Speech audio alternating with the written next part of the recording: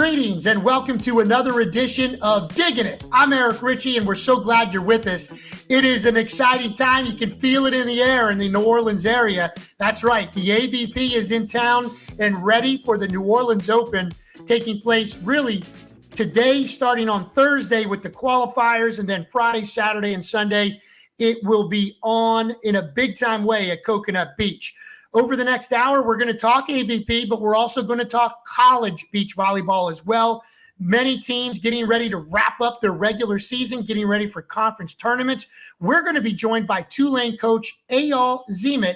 Everyone knows him as Coach Easy, but unbelievable background story. Cannot wait to get into it with Tulane's head coach, who's having another fantastic season, now in Conference USA, 16-8 overall record right now before they go to Birmingham for the UAB tournament. They're number 17th in the latest AVCA poll in the nation. So looking forward to Coach Easy coming up. And as usual, we'll tell you what's coming up on VSN to wrap up the show. But let's kick it off with, yes, the New Orleans Open AVP style.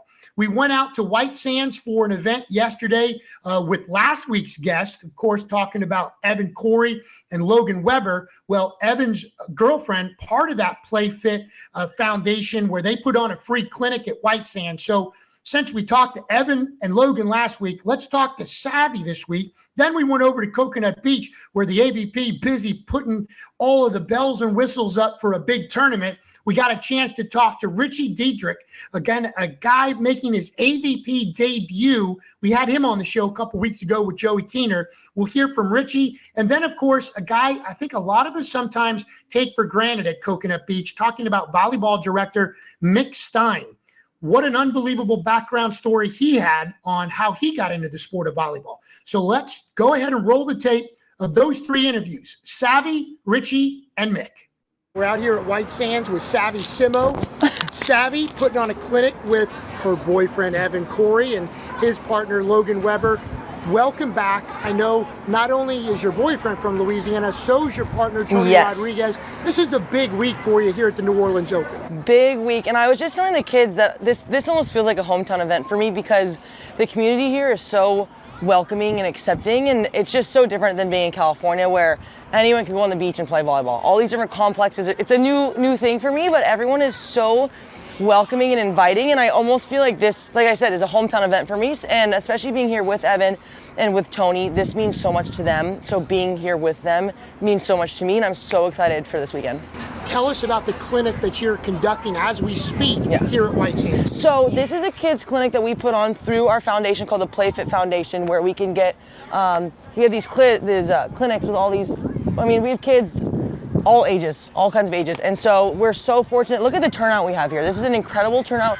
The weather was supposed to be bad, and all these kids still showed up. So it's really, really special. And even Evan said this is the most kids he's ever had at one of these clinics before. This means a lot for us. We love doing things for the community, and we love inspiring the youth to come and play. So this means a lot to us to have this many kids, especially just kids who are so, like, they want to be here, and that's like really special for us. So we're super happy about this and super excited. Great event. I've been here for a while. You can tell the kids are getting a lot out of it.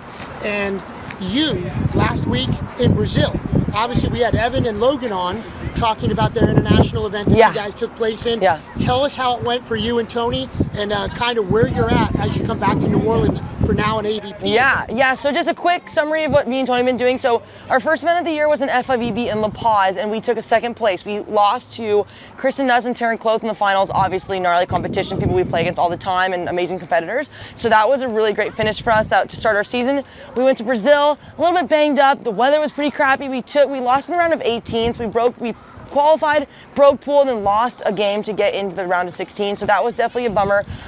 Some mental fatigue there for sure, and it's tough. You know, you take a second and then you don't do as well, and so that's definitely frustrating. But it was actually great for us to come here a little bit early and reset and get ready for this weekend. This is our first AVP of the year, so we're super excited about that, and hopefully many more good finishes to come on the AVP and the FIVB tour. So we're super, super fired up for all of it.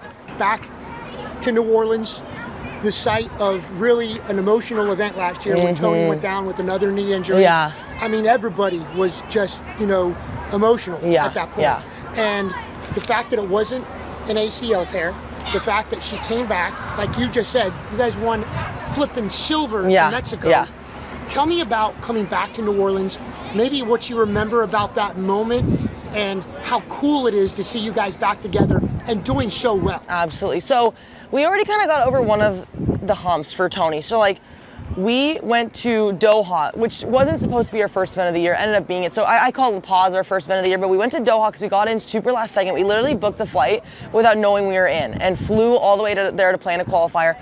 And of course, we fly all the way to Qatar and play Taryn and Kristen. So we ended up losing that game in 3. It was a gnarly battle, but that was like one half the battle for Tony. Obviously, like, coming back and playing in competition is a huge deal, but then playing against her first game back against the team that she got injured against was like a super big mental challenge that like we were able to overcome, which is amazing. And I don't even think she's thinking about the injury at Coconut because she's so excited to be here in front of her family. Like it was so emotional last year, and having that happen, obviously with her history of injuries, for me, for her family and friends and everyone, it was so emotional. We didn't know what was gonna happen. Obviously it ended up being not as bad as we wanted it to be, but she was still out. Like, her first event back was in January. So it's like, she still was out for such a long time. And so it means so much to her, obviously, and to me as well. Like, the fact that we're still playing together and playing so well together is so exciting because at that event last year, we were killing it. And so it's nice to kind of like almost pick up where we left off kind of thing. So I'm so happy for her, and I'm so happy to be the person that's like on her team, by her side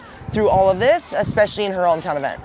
Hey, if you're just joining us here in the podcast, Digging It with Eric Richey, we're talking to Savvy Simo, of course, AVP stud, but also UCLA beach volleyball veteran, and there's been so many great battles through the years with LSU. Yeah. You're playing with an LSU player, and playing, Taryn and Kristen. There's all this LSU stuff. Tell me about your days at UCLA and what's it like to be facing all these LSU, Oh my gosh, LSU is always such good competition, especially Taryn and Kristen. I mean, I played against them like over 10 times at least, like at UCLA and afterwards. And so and it's even funnier playing with someone who went to LSU. Like, we were such competitors, and so playing with her is so crazy. The college volleyball level is so intense, and I think that's the best preparation we could have had to get on the tour.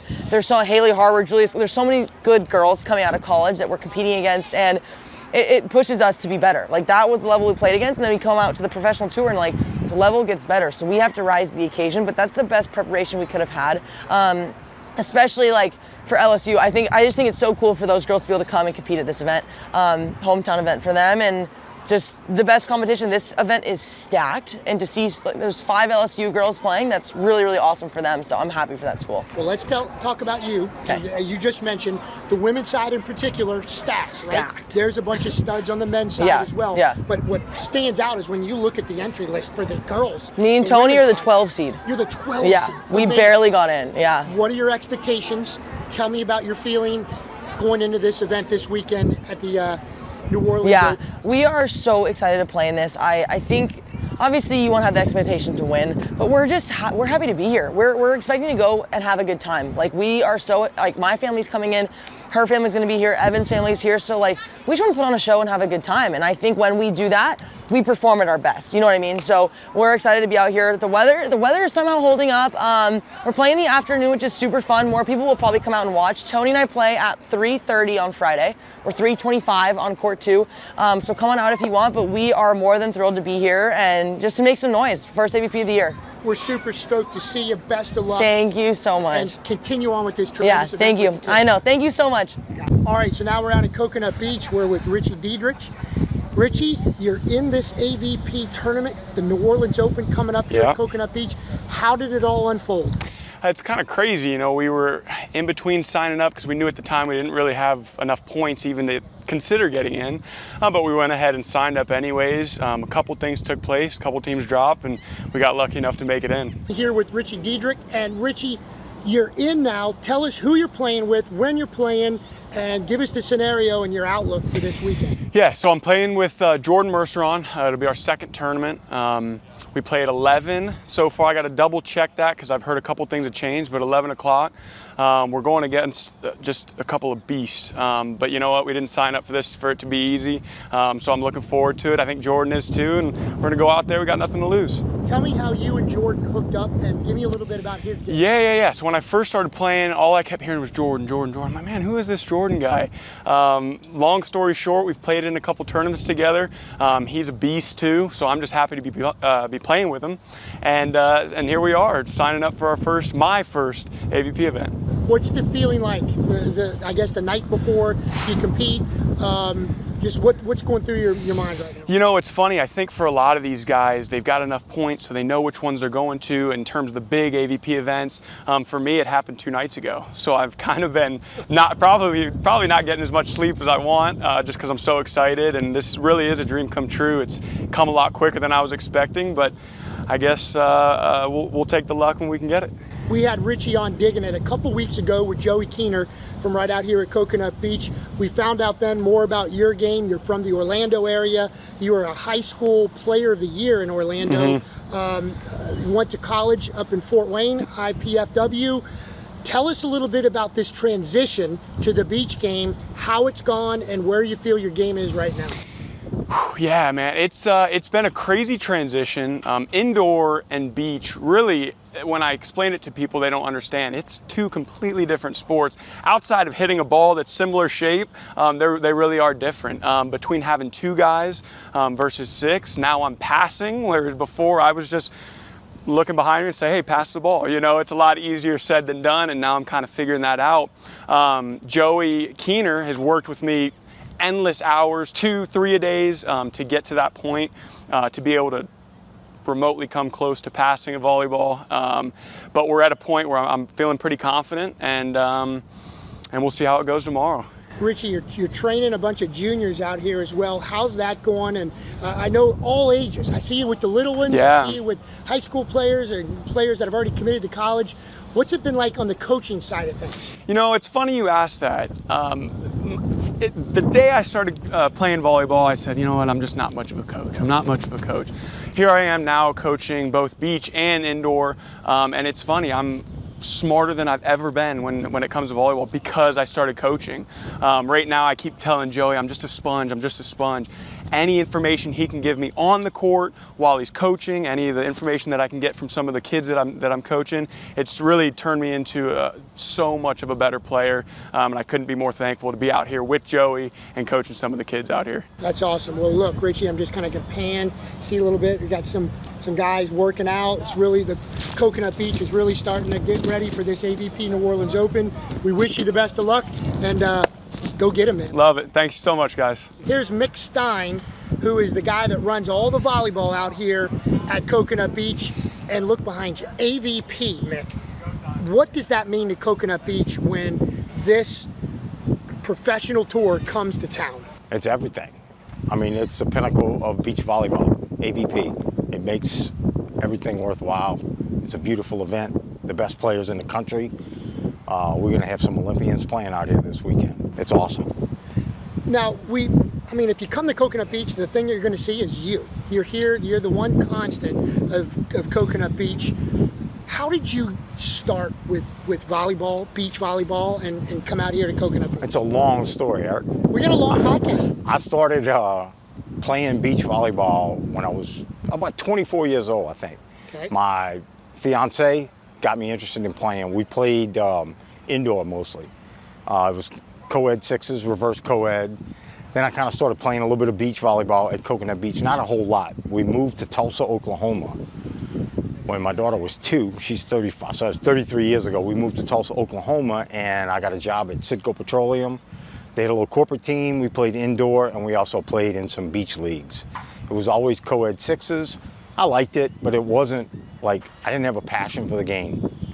I was into, at that time, softball, and I still played basketball, which is what I played in high school. I was a baseball and basketball player. You went to high school locally, St. Charles? St. Charles. Okay. St. Charles Borromeo and St. Charles Catholic. Gotcha, okay. Senior year, they changed the name on us. And then I sort of we moved back to New Orleans about 5 years later, and I kind of got out of volleyball. I didn't really play it. I'd gone to Coconut Beach a couple of times. I just couldn't find a niche. I couldn't find people playing it. and kind of gave it up and like really put on a lot of weight and got to the point where I couldn't play any sport anymore. And when I turned 50, I kind of hit a midlife crisis, decided I was going to lose a bunch of weight. And I started getting emails from friends about a group that plays grass along Bayou St. John, the Mid-City Volleyball group. And so I went out and started playing, and they played quads and doubles in the grass. Okay. It's the first time I'd ever played quads. And I have to admit, all along when I was playing volleyball all those years, I know it's a girl sport, it's not a real sport, all this other stuff. Because I've been playing sixes, which in the beach is a slower game. It's not a very fast game. And quads, just like I played twice, and I was addicted. And I just wanted to play. Me and a couple of the guys in the group, one of whom is Vin Wynn, he's refs out here all the time. Another guy, Chris Calitri. We went in, we bought a net, and we started playing 3-4 days a week. And through that, I met Robert Bruce, who's the manager over here. By then, I was reffing out here at Coconut and not playing a whole lot because they still had mostly sixes. And through conversation, they had a couple of turnovers in volleyball directors. I told Rob, I was like, man, I really want to do this. And so they hired me, and it's like a dream come true. Here you are. Yeah, Careful what you wish for. basically we added quads because that's what got me addicted to the sport was quads. And so I'm like, okay, how can I get more people to play this game? I was like, well, what made me want to play it was quads. So that's what we did. And you know, we've seen an increase of about 10 to 15% every season from year to year. And it's mainly because we've added quads every night. Love that story. Yeah. I love that story. I did not know. Yeah, that's it. Yeah. Okay, so 2021 AVP Next holds the New Orleans Open. First time it's been here for, I think, about 10 years at that point. Yeah, it was a while. Yeah, so literally the perfect scenario on the men's side. Local guy does good. Evan Corey wins with Logan Weber. Yep. On the women's side, it was a default in the final, but still Kristen Nuss, another local person, and her teammate from LSU, Taryn Cloth, win. Awesome event. New Orleans gets to host a big AVP event in 2022 last year. Right. And now it's back for the AVP back a third year in a row. Yeah. What does it mean for Coconut Beach when these guys come in midweek and they are putting up their stuff? And what's it going to be like? What do you want people to know that always come out here to Coconut Beach about coming out here for the AVP Open? I just feel like last year on a court where I play leagues, the same court where I play league games, a 61-year-old B player, Phil Dowhauser, was playing. So it's like, it means something. You know, I mean, this is like the creme de la creme. Yeah. It's like, this is like playing in the Superdome. Yep. To me, you know, like when they come, it's the Super Bowl for us. Yeah. And it just means so much. And the thing that's even better is having these players from all over the country, some from outside the country, telling us how great our facility is and how wonderful it is. Awesome. And the courts are great, the sand's lovely, the bar's cool. Yep. Yeah, it's a great vibe. And it's just like when I started here, I just wanted to build a community. I wanted it to be a place where somebody could walk in off the street by themselves in a pair of shorts and flip-flops and find a game. And I think we've gotten to that, to the point, except for this weekend, of course, because, you know, like, I can't find a game this weekend out here. No, you can't. Yeah. But that brings us to a great question. AVP kind of comes in and they take over. Yes. What is going to be your responsibility? Like, what will you be doing work-wise? Basically making sure that everything with the courts is running along, selling merchandise and trash pickup. So it's a pretty easy weekend for me. Yeah. I just have to make sure everything's staffed. Gotcha. Which, like the first year when they came, the AVP Next, Yeah. that was a lot of work because I Yes. was helping them with the nets. Yes. And there were 150 men's and women's teams total. Yeah. And, you know, raising lower nets in between games, and that was a rough one. These last 2 years have been awesome for me. You know? Well, good stuff. Yeah. And I know it's almost like you get taken for granted sometimes, but I want to make sure that you know that we appreciate all that you do for not only a big weekend with AVP, but for those leagues that you talked about, the juniors. I mean, all the people that come out here, on behalf of them, I want to say fist bump. Thank you so much. Thank you. Appreciate it. Doing your great job, and tell Rob and Christy and everybody out here at Coconut Beach, good luck this weekend. Thank you. Great stuff there from all three, and you always love to see Mick out at Coconut Beach, so looking forward to seeing him this weekend as well. All right, so time for us to take our first break on Diggin' It, and again, new sponsor alert from last week, Bayou Granite and Marble. Good friend John Seaboat and his company, not only in Homa, but now in the West Bank of New Orleans as well. Also, our good friends Will Sermon at Farm Bureau, and they are in St. Charles and St. John Parish. And one more good friend, Frank Catalano, our good buddy at the Sports Pub and Grill in Destrehan. Shout out to the sponsors. Time for a break. When we return, we head to Tulane. Talk to Coach Easy after this. Since 2000, Bayou Granite has grown to be Southeast Louisiana's largest fabricator of stone countertops. From precise laser measurements to state-of-the-art water jet and CNC machines, we can handle your kitchen and bath needs as well as any commercial projects. Let our expert staff design and customize the right material for your home or business. Stop by our new state-of-the-art fabrication facility and showroom today at 9622 East Main Street or call us at 985-637-4911. And don't forget to like us on Facebook. The Sports Pub and Grill in Destrehan has it all. A great place to watch the game, daily drink specials, and you won't believe the food. From our fresh 10-ounce burgers, fully loaded baked potatoes, and great salads too, like taco salad and grilled chicken. Need something to rinse it down with? How about one of our refreshing daiquiris? A great atmosphere for the whole family. Just a few miles west of the airport. The Sports Pub and Grill, 3001 Ormond Boulevard in Destrehan. Welcome back to Diggin' It, and we continue with the beach volleyball theme, but we're going to move out of the AVP New Orleans Open and head to the collegiate scene, and we're going to bring in the Tulane head coach. Everybody knows him as Coach Easy, but Eyal Zimet joins us now, fresh off their practice out at White Sands, and he is ready to take his team to UAB, and the season is quickly coming to an end in the regular season.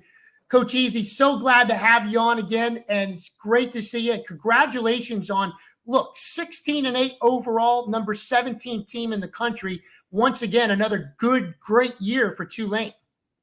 Yeah, I appreciate it, Eric, and thank you for having me. First and foremost, you guys are doing a fantastic job with VSN here, and I appreciate being here and promoting the sport, and it's the best sport in the world. Go ahead. I agree. Well, let's just kind of set the tone first. And there's a lot of things I want to get to. I want to talk to you about your background, both as a player and coach and, your days in Israel. But first, let's just talk about this team right now. Again, coming off a really good season last year, right? 22-15. This season, again, 16-8. You've had some big wins against ranked teams. We've got some video of your team this year. Let's go ahead and just show some video. You tell us how this season has gone in your opinion.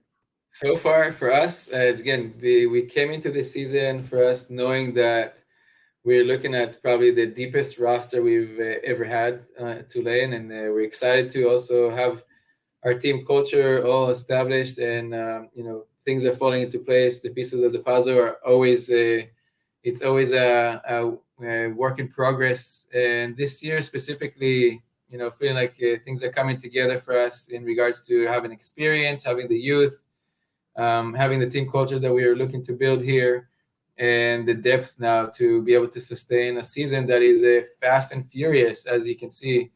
Really excited for our season so far. We feel from 1 through 5, 1 through all the way to 8, we have competitive teams that anybody can jump in at any given day and contribute and make an impact. Coach, you're just coming off a West Coast swing. You went out to Cal Poly. You split out there 2-2. Also USC Davis. You beat Washington, a ranked team in the top 20. I know that was a big win for Tulane. Tell me about the West Coast trip that you just took and kind of what you got out of it as you prepare to go into another tournament this week at UAB. Yeah, first, I think it's a fantastic opportunity for us as a program to head to the West Coast. We have a lot of California kids on the roster and more are coming. So fantastic to be able to go back closer to their home and compete closer to their families. The competition level obviously is high, and we're looking forward to the Cal Poly and Stanford tournaments with the idea of creating another name for ourselves and adding another note in the hat for our program in case as a plan B in case conference championship for the automatic bid is not going our way. We have another opportunity to make it to the Gulf Shores tournament for the NCAA championships at the beginning of May. Our trip specifically for California was, again, also fast and furious with 6 competitions in the course of about 5 days. And that's the emotional roller coaster, as you can imagine, playing multiple competitions a day and having a ranked win, a very emotional win against number 13 Washington, and clinching it at the ones with Molly Eberty and Kendall Peters that showed phenomenal poise with some very emotional crowd around the courts as well. It was a great atmosphere for beach volleyball. It was a great atmosphere for our team to experience and prepare also for the final push for us for this month. Hey, let's bring up the couple of those California kids that you just referred to. Molly and Kendall clinched that win against Washington on net 1. They have been named the Conference USA partners of the week, the pair of the week, and deservedly so. And tell us a little bit about net 1 and in particular Molly, coming from USC, where she won back-to-back national championships. I know she was at net 5 there. She's at net 1 and performing well with her partner, Kendall. Tell us about those two. Right. So we're super excited, obviously, to have a win-win scenario with Molly Eberty coming in here for business analytics here with the Tulane and doing phenomenally in the classroom and getting a phenomenal opportunity for her future after college, and bringing Molly with an experience, like you mentioned, from USC with championship experience and winning expectations and that mindset of knowing how to get the W and work hard to stay poised during these moments of exactly what we're relying on, that experience. So bringing that to our team, combining with the young roster from last year that had opportunity to gain some experience at the season last year, is a good combination for us. Kendall Peters has been a staple for us at the ones all her career here, and she continues to be spectacular. Their competition that all of our pairs are facing is steep. I feel like the parity across the nation this year is across the board. It's incredible, and every year it's getting better. So again, there's no moments that you can take off, and there's no moments that you can think that you can't bring your A game. We have to, at any given day, bring your A game to be successful in this environment. And it's fantastic for the sport. It's fantastic for the broadcasting and the fans and for our players. So we're excited about it. Coach, last year VSN was so fortunate to go to Huntsville, Alabama, when you were still a member of the CCSA, and just, the competition in that conference. You're talking about, some of the best teams in the nation with TCU and LSU and yourselves, and just so many unbelievable teams. So here you are now, Conference USA. You just brought up the fact that, hey, there's a chance if we win this tournament in Fort Lauderdale that you're going to get an automatic bid to go to Gulf Shores. And as you said, you're working on your resume to get even an at-large bid if things don't go your way in Fort Lauderdale. Justin, if you can, put up the graphics of the Conference USA standings and kind of take a look at some of these teams. And the team that it stands out to me right now, Coach, UAB, their record may not be indicative, but, man, they got some great players. And the other part is they beat you guys March 18th at Gulf Shores 3-2. I know you have a ton of respect for Coach Terry Del Conte and that program as well. Tell us, I guess, two-part question. One, about the Conference USA, what it's like playing in the new conference, your expectations, I guess, in the tournament, and I guess set us up for the UAB tournament that you're going to this weekend. Yeah. So first, to your first question, I think within the Conference USA, the move for us was tremendous to be, again, in the run for a conference championship. and from the beginning of the season for us, this journey with this unique group of athletes this year, that's part of the discussion on a daily basis. And for us, that's the plan A, that's the expectations for ourselves, and that's what we're gunning for. With that said, obviously steep competition with FAU, FIU, and UAB, and UTEP and Jackson State. I think for us it's going to be a fun competition for the conference championship in Fort Lauderdale or later on in this month. We're looking forward to that. The records at the end of the day for us entering the conference championship is it's not going to make a difference that much. It's a true double elimination bracket, and at the end of the day, for us to be successful in the tournament, we're looking to peak towards that portion of the season for us, of course. With that said, we did see UAB earlier this season, and that loss is definitely stinging, and it's still in our minds. We're really excited to get the opportunity this coming weekend to be able to get redemption and prepare additionally one more step towards conference championship. Coach, one of the things that we do with all of our guests is try to find out more about their background and how they got into the sport of volleyball. I know back in Israel, you were a player way before you were a coach. So if you can, tell us when you started playing volleyball and when this sport really took to you. So, I mean, I love the question. I think we all have a background in the sport, and the passion for the sport, it goes long, long way. And to me, in general, volleyball was a unbelievable vehicle throughout life and throughout the globe to be able to meet people and network and explore the world through volleyball. And it was a phenomenal vehicle on that end. I started in a community in Israel, in a kibbutz. I grew up in a kibbutz in Israel, and the kibbutz volleyball team was one of the best teams in the nation. And mind you, it's indoor volleyball. So the grassroots, we had phenomenal coaches from very young age, and I've grown through the ranks through the youth, juniors, and the senior team. And the ability to go also through the national team experience as well in Israel was very maturing. And being able to head over to college in Hawaii for a phenomenal 4-5 years in Hawaii was obviously experience that I would never replace. And the atmosphere and the love for the sport and the passion for the sport in both in Israel and in my kibbutz and in Hawaii were absolutely off the charts. For my transition to beach volleyball was in Israel still. It was mostly during the summers between national team training and the beginning of the next indoor season. There are always a series of about 8 tournaments, and I fell in love with it. At that point, there was no availability like we have now for beach volleyball, and not even thinking about doing beach volleyball in college. I think it's unbelievable to grow up in this day and age and have a path to dream about going to college and playing beach volleyball. It's absolutely insane to me. And that's a phenomenal opportunity. We didn't have that back in the day.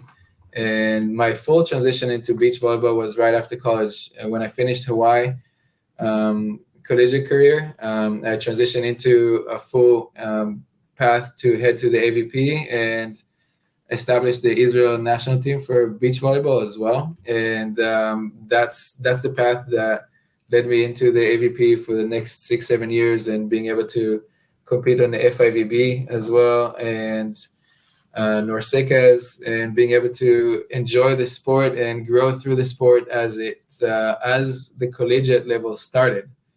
And once the collegiate level started to grow, I was also making the transition to coaching in college, and I started in San Francisco, established the beach volleyball program there along with the indoor team, and had a fun and phenomenal couple of first years, very low funding, and initially mostly crossover athletes from indoor that played both indoor and beach. And the sport has grown so much since then that, again, being a crossover athletes these days is definitely became a lot harder task to do, as at the beginning there are fewer players that started practicing at a high level at like 11 and 12. Kids are practicing before that, and they're coming to college with a tremendous amount of experience. The IQ level is high, and they're ready to make an impact in their freshman year. And that's really impressive and great testimony for the sport and the grassroots level of coaches and clubs that are putting the time in with the passion and love for the sport at a young age to help the young players can grow up the way they are and coming back to college. But for me personally, the move from San Francisco was to an Ivy League in Dartmouth, and I was coaching indoor there with the idea of also hopefully helping Ivy League start beach volleyball as well. But that was a little harder task to take on. The Ivy League is moving at a little slower pace than most of the nation, as you can imagine. Yes. Yes. And then the move to Tulane was a natural move to stay within the beach volleyball world, which was where my passion was. That was a tremendous wrap up of Coach Easy's career right there, both as a player and a coach. I've got several follow-ups. I want to take you back to Hawaii. How did you go from Israel to Hawaii? And tell me about being part of a national championship team while you were in Hawaii. First, I love that period of my life was obviously a period that I always love to come back to. It's the move to Hawaii was to me very exciting, even though Hawaii is literally the opposite side of the globe, which is the furthest away from family as can be. But again, it's not a bad place to be in. And immediately had a nice host family that was very welcoming, and the environment in Hawaii for volleyball. There's no professional sports, so it was for us as a team and as a volleyball player, it was a phenomenal atmosphere. And being part of that championship caliber team that made the run in 2002 was absolutely. I mean, it's just remarkable for us, and I would never forget that season. We did have our ups and downs. We did have our challenges and conflicts. But at the end of the day, I feel like every team that is at this level of expectations, looking to take care of those challenges and stick together and complete the task at hand and the mission that was set at the beginning of the season. And for us, it was a beautiful culmination of all of these aspects to get together. We've actually just started talking seriously about a full reunion with that team coming up in the next year or two. So nice. Looking forward to that. What position did you play in Hawaii collegiately, indoor?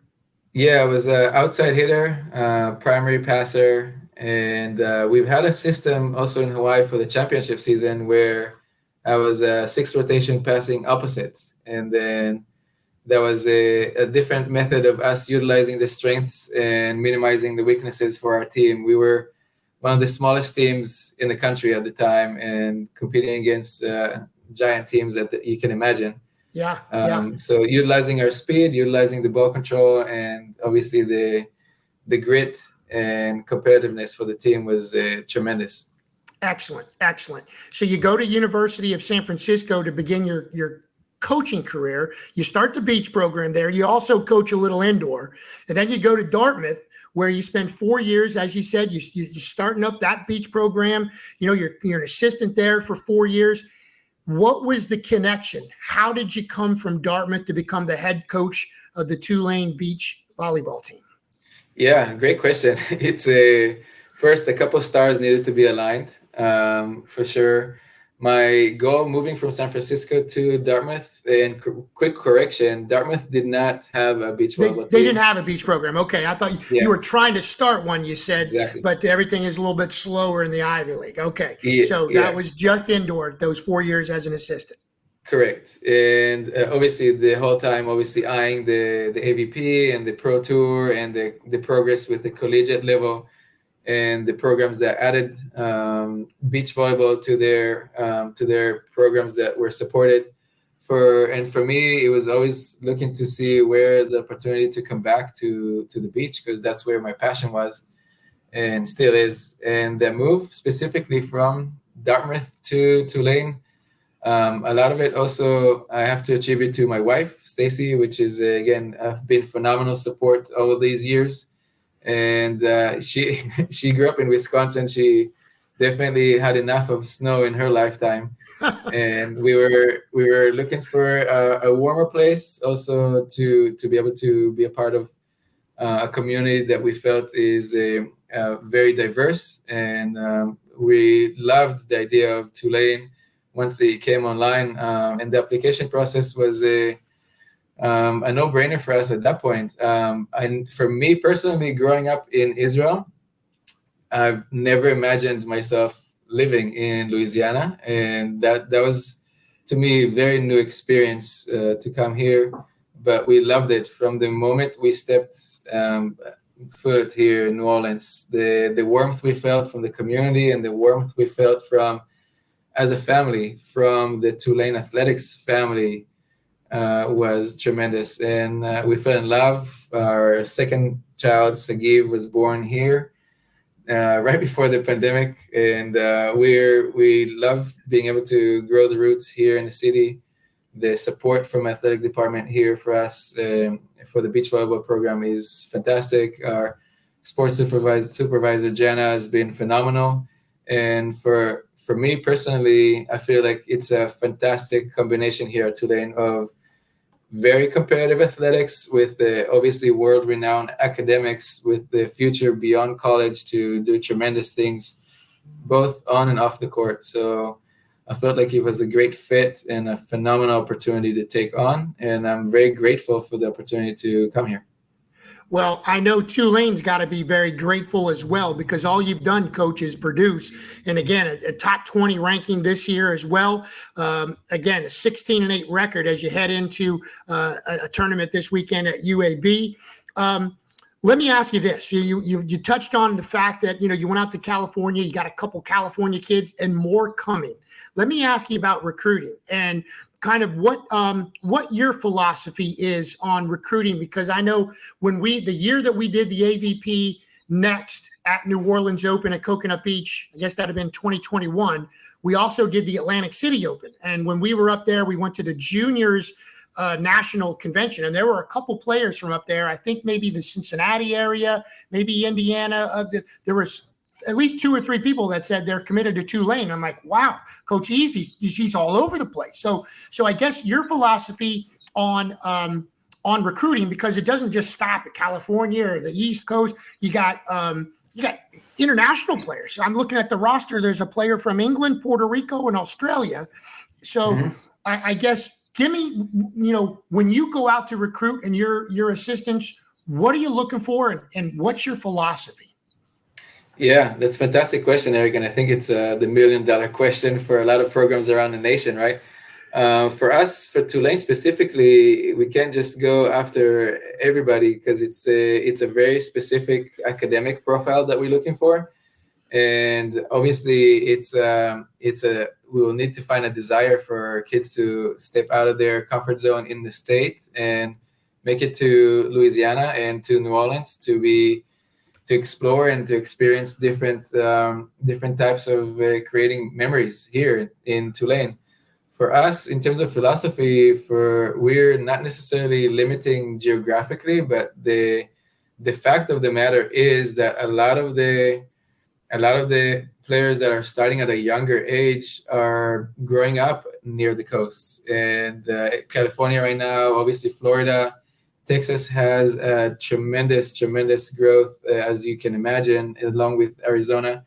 And we were able to tap into smaller, I would say markets, but smaller regions that are developing phenomenally younger players these days. And if it's in Pennsylvania and Ohio, they're great grassroots programs and clubs that are developing the kids the right way, with the right character that we're looking for, and the right perseverance and drive that we're looking for. One of the major intangible items for us that we're always looking to add to our team culture and continue the team culture is, again, that passion for the sport and that competitiveness that you really can't replace in any other way.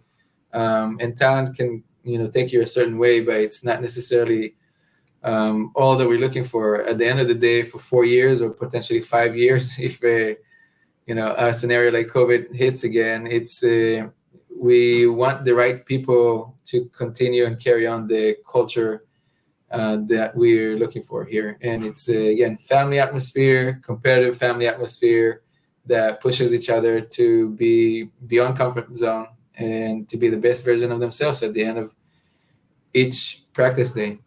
No, that's well put, and I like that part about that competitive juice. That talent can take you so far, but there's just something about a competitor with that passion, that will to win. Following up on that, let me get your take. You talked about Texas kind of growing those states by the coast, even Arizona. What about Louisiana? Give me your take on the juniors program, and is it on the rise? Is it about the same? Over the last 3 or 4 years that you've been down here, what have you seen out of the juniors in Louisiana? Yeah, that's a phenomenal question. And it's for us, we're always looking to add local kids here for the program. I know that there's within the state some competition for local talent as well. And Tulane we're always in the fray to make sure that we got our name in there. Tulane also came with the additional opportunities for aid for local kids that are academically performing well. And that's fantastic news for us because we can go, usually there's a little different financial demographics that we're facing when we're looking at Louisiana, that we're always it's been a challenge in the past, and that additional step from Tulane as a school is going to definitely be helpful in the future. What we've seen since I've gotten here in late 2019, in terms of the growth of the sport is phenomenal. And I think again, Joey Kinner is a big factor of that in terms of adding fantastic level of training for the juniors at this level. And we've been obviously good friends starting with before we even got here as a family. And it's been fantastic also working with Bruce and the passion that he's bringing, Bruce White, that's managing our White Sands facility. Yes. Also a lot of passion there, a lot of history there, and some phenomenal stories and memories on that end. But we've seen growth in the numbers of younger kids that are looking to enter the sport and experience the opportunity to be on the sand and play volleyball. And most of the kids that do give it a shot are falling in love with the sport, and I can't blame them. It is the best sport in the world. And for that aspect, there's for us another big push to reach out to the community with the free kids clinic that we're going to run on April 22nd, and we're welcoming the partnership with the 18th Ward to be able to bring younger kids from different demographics to give it a try and play beach volleyball on the sand. And we're looking forward for that event and continuing that tradition to help grow the sport in the state, because to me, the state of Louisiana and New Orleans in general has tremendous amount of talent that's growing in this state and in the city. And currently, the move towards beach volleyball is not necessarily known, and other sports are traditionally been the path naturally, and we want to make that change and make that shift to help the sport grow within the state. And that's part of what our efforts are.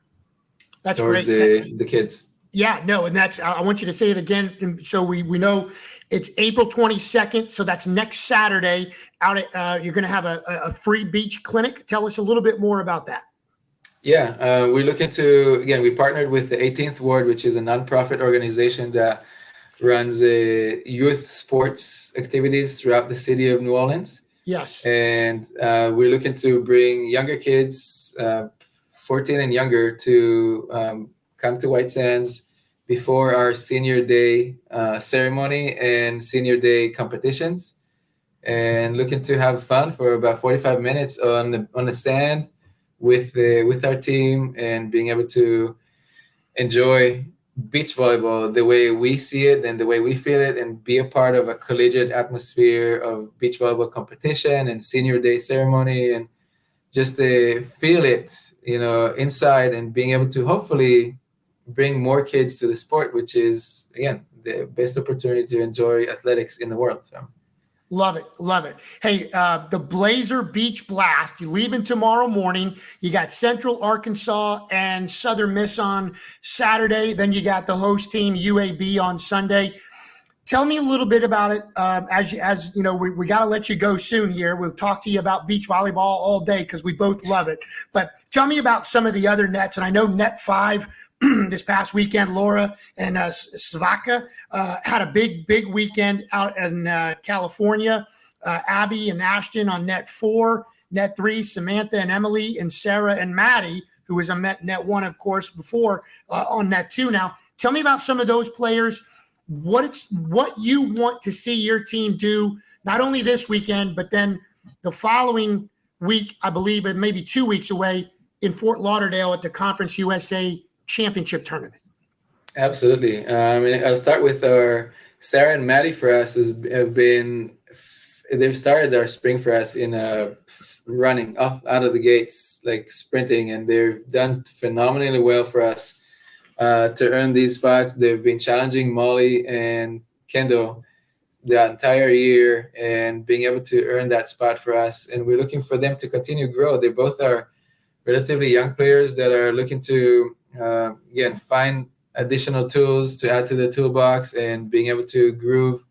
Moving into this next 2 weeks, we're looking for that growth from them to continue and improve, and for them to, again, be able to give us that boost that we're looking for from the 2s, potentially 3s position. And similar to Emily and Sam, obviously had a tremendous spring so far as a pair, and we've really liked to seeing their partnership grow since the beginning of the season.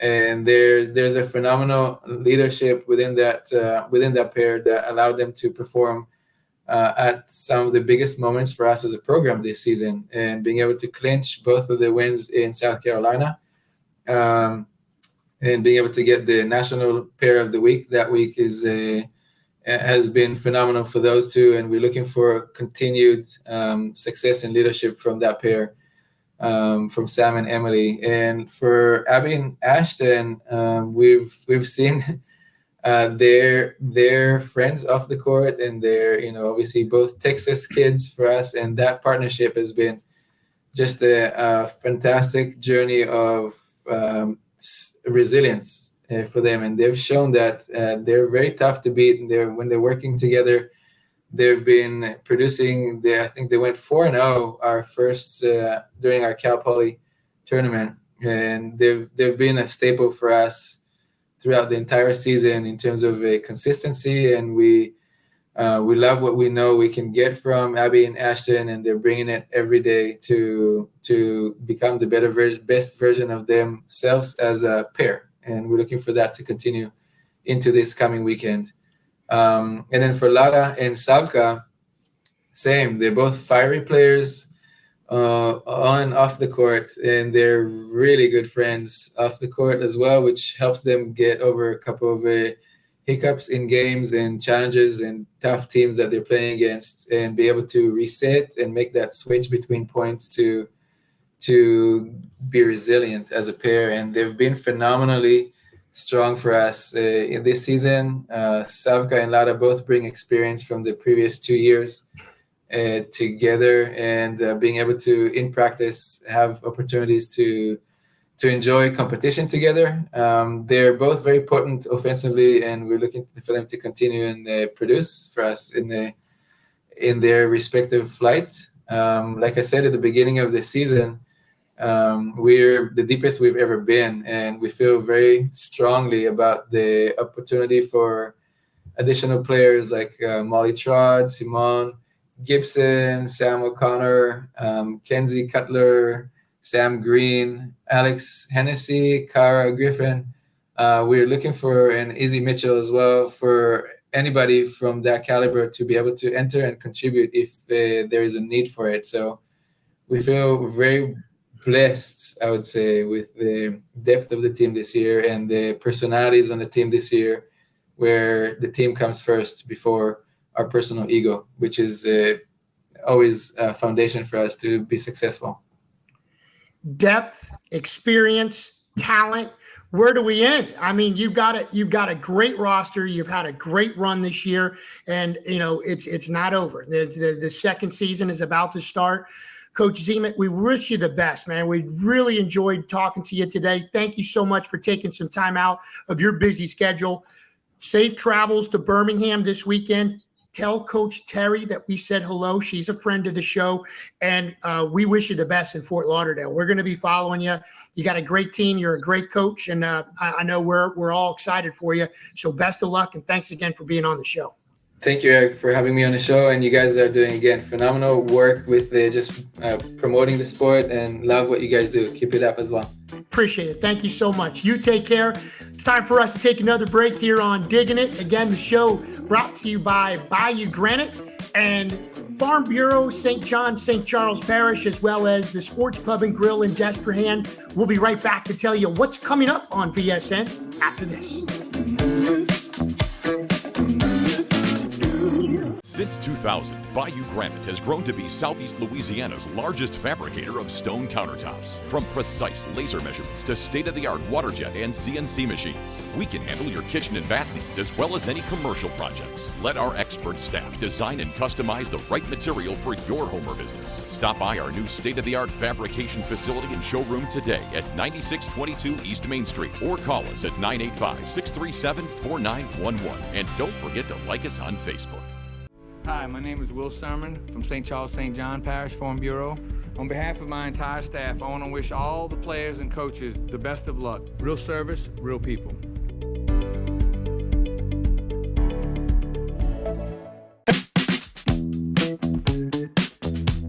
Time to wrap up another edition of Diggin' It with Eric Richey. What's coming up this week on VSN? We got a couple of big ones. If you've been following VSN the last week or so, you know that we're doing the Where Are They Now for the 2019 East Bank Little League World Series team. Many of those players, almost all, are sophomores. Many are starting for area high schools. 2 of those are freshmen. But we're going to have the final game of the Catholic League district season, Brother Martin at Jesuit, on Saturday. That'll be a great game, so you're going to want to check that out, as well as Loyola Baseball, a 3-game series with Blue Mountain College. Single game on Friday, doubleheader on Saturday. So a lot to look forward to this weekend on VSN. Plus our social media. We'll be really diving into the AVP New Orleans Open, hearing from some of the local talent, some of the big-time players, some other stories that we'll try to look up as well. So that will do it for now. Again, we want to thank Coach Easy from Tulane. Wish them the best of luck this week at UAB. Want to thank our director, Justin Thomas. I'm Eric Richey. So long, everyone. We'll see you out at the AVP Open this weekend, huh? Good night.